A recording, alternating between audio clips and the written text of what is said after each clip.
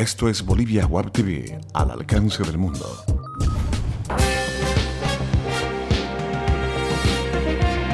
A continuación, Bolivia Web TV presenta Bolivia News.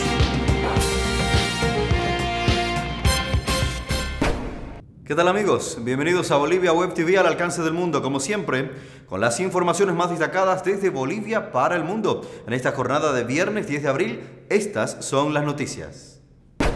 En el arranque les contamos que el ex dictador Luis García Meza fue amenazado de muerte para que no revele los nombres de quienes colaboraron con su gobierno de facto, entre los cuales supuestamente estarían varios empresarios.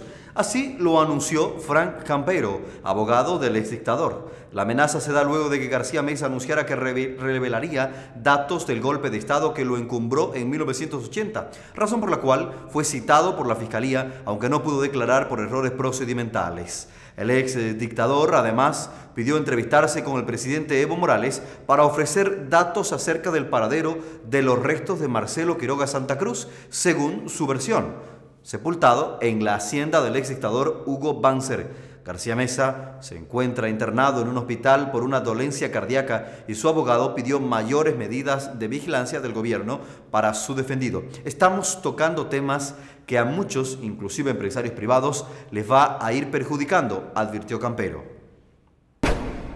En el caso del Fondo Indígena se suman 8 denuncias más por presuntas irregularidades en el manejo de recursos de la institución. Así lo indicó la interventora Larisa Fuentes, según Radio Fides. Las denuncias involucrarían a más de dirigentes de organizaciones sociales.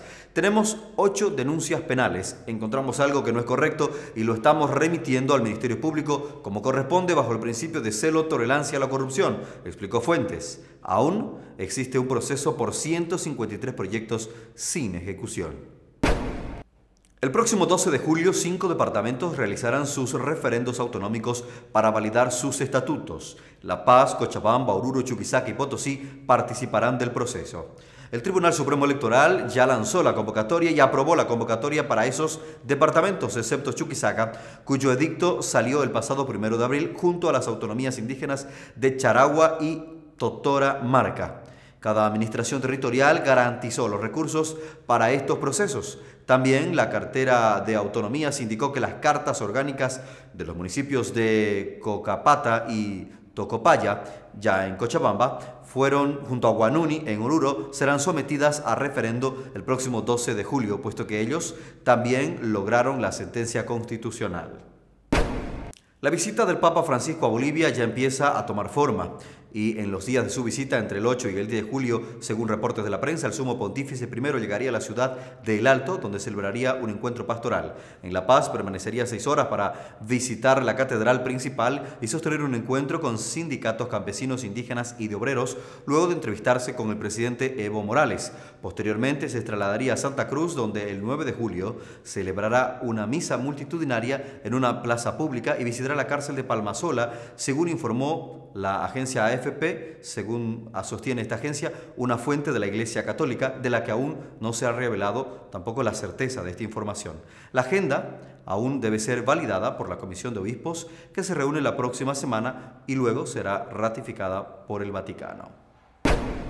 Una pareja estadounidense de coleccionistas de arte devolvió a Bolivia 2 pinturas barrocas robadas en 2002 de un templo en Potosí. Richard y Roberta Huber habrían comprado las obras sin conocer que eran robadas, por lo cual decidieron devolverlas. Los cuadros son Huida a Egipto del siglo XVII y Virgen de la Candelaria del siglo XVIII.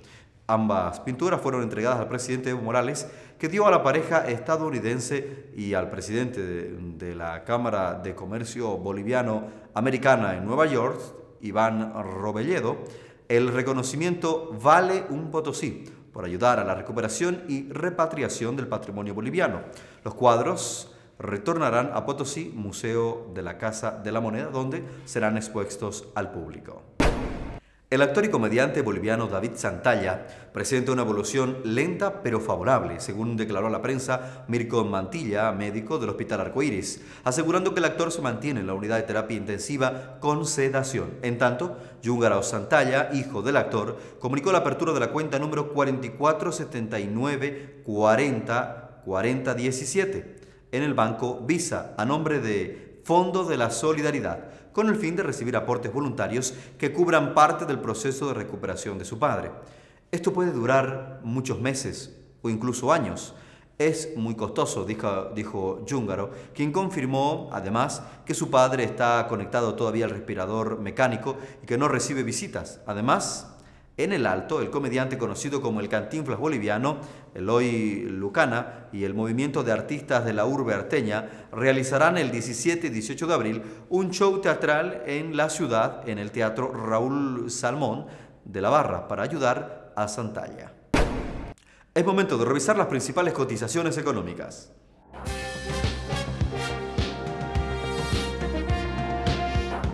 El dólar para esta jornada se cotiza en 6 bolivianos 86 centavos para la compra y en 6 bolivianos 96 centavos para la venta. Atención con el euro, que se ubica hoy en 7 bolivianos 30 centavos. 7 bolivianos 30 centavos. El yen también cambia un dígito, ubicándose para hoy en 0.056 bolivianos. Atención con el real, 2 bolivianos 23 centavos por real brasilero. Cambiamos de segmento para presentarles los deportes. El Tigre se queda sin director técnico. El segundo ciclo de Néstor Gravioto como entrenador de Strongers concluyó ayer, culminando así las tensas relaciones que se habían acentuado con una gran parte de la dirección atigrada desde hace algún tiempo. La información la hizo conocer el presidente César Salinas en conferencia de prensa minutos después de haberse reunido con Gravioto, en el que se había tomado la determinación. Juan Carlos Paz García, exjugador del club que hace algunos días había asumido como entrenador de las divisiones menores, se quedará en forma interina. Gravioto había hecho duras declaraciones horas antes cuestionando a los dirigentes. En la Copa Libertadores de América no les está yendo bien a los equipos bolivianos. Cuando le faltan 2 fechas aún por jugar, Universitario de Sucre es de los 3 equipos bolivianos el que mejor chance tiene de pasar a los octavos de la final de la Copa Libertadores.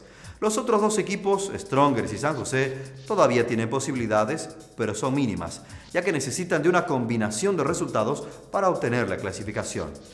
Veamos. El cuadro capitalino tiene una gran chance de asegurar su clasificación a octavos y puede asegurar el pase este martes 14 si derrota a Mineros de Venezuela y el mismo día Huracán de Argentina no pasa del empate ante Cruzeiro.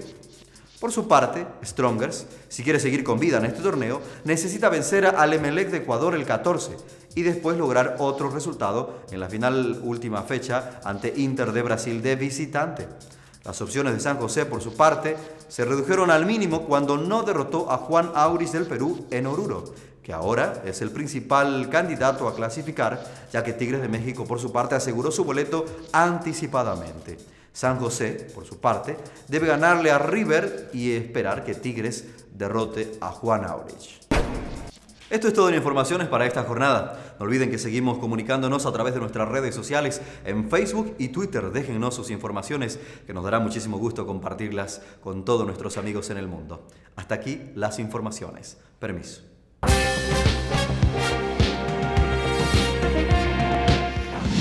Bolivia Web TV presentó Bolivia News.